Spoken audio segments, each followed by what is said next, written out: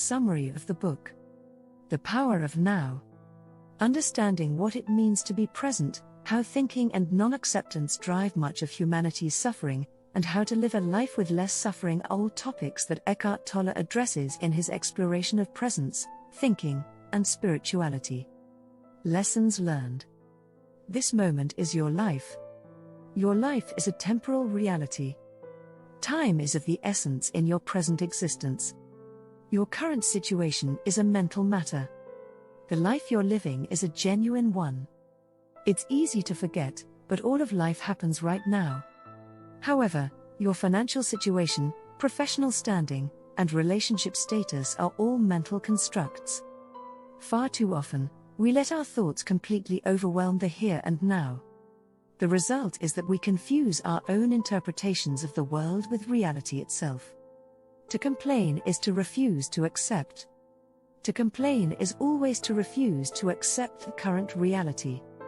The act of rejecting reality through judgment, condemnation, or complaint. You are preferring your own idealized version of reality over the one that exists. And you'll be less happy as a result, compared to if you just accepted the reality of the situation and moved on. Handling a negative circumstance.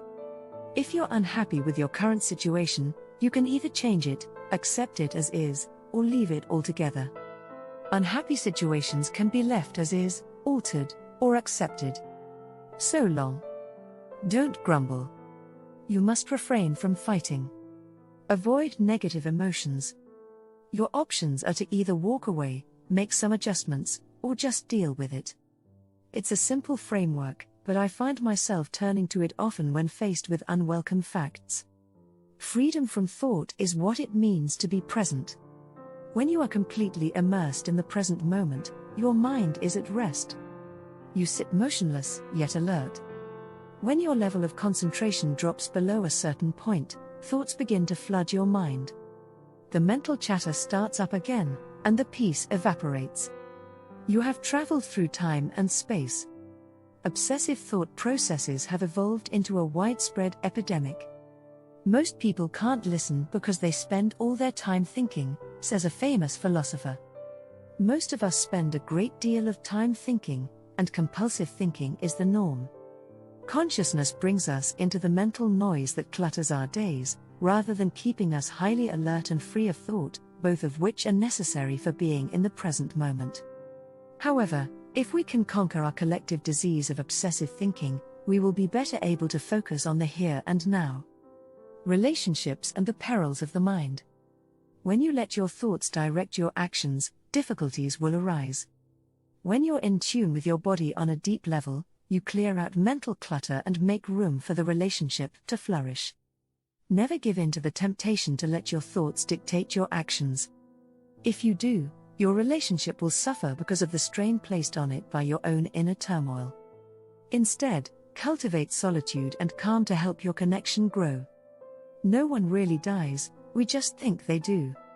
You come to the same conclusion about death as you did about your identification with form: it's all an illusion.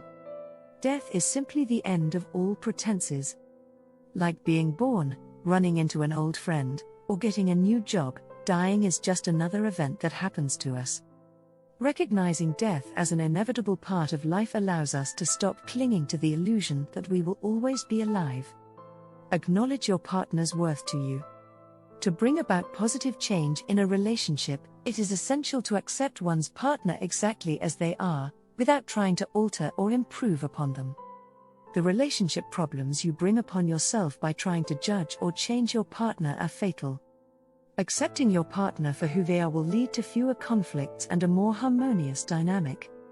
Learn to be content on your own before you look for a partner. If you aren't comfortable being alone, you'll look for a partner to make you feel better. It's a sign that you have some work to do if you can't devote an entire day to solitude. If you're seeking a partner to make you feel better about being single, you'll never get over your fear of being alone. Before committing to someone else, make sure you're happy being on your own.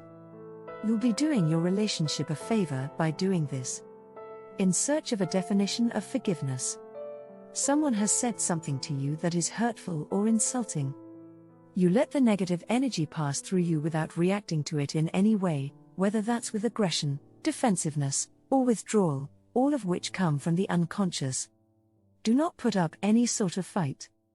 It's as if no one is around to get hurt now. Then you have experienced forgiveness. Try to let the hurt or anger you feel at someone's rudeness or hurtful words pass through you. You should fight off the defensive emotions that come with feeling attacked. If you've reached this point, and it may take some time, then you've truly forgiven that person. The feeling of empathy-compassion is the realization of a profound bond between yourself and all creatures.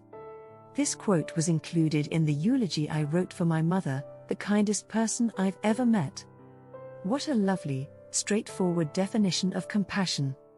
Time is the only constant in a world of misery and gloom. There is no pain, no sad things that can last if there is no time. The now is not a place for pain or bad vibes. They are part of history. They are only in the sense that we give them reality through the narratives we create about the things that occur in our lives. These negative feelings flourish in the passage of time. Living in the here and now is the only way to ensure that pain and despair are fleeting.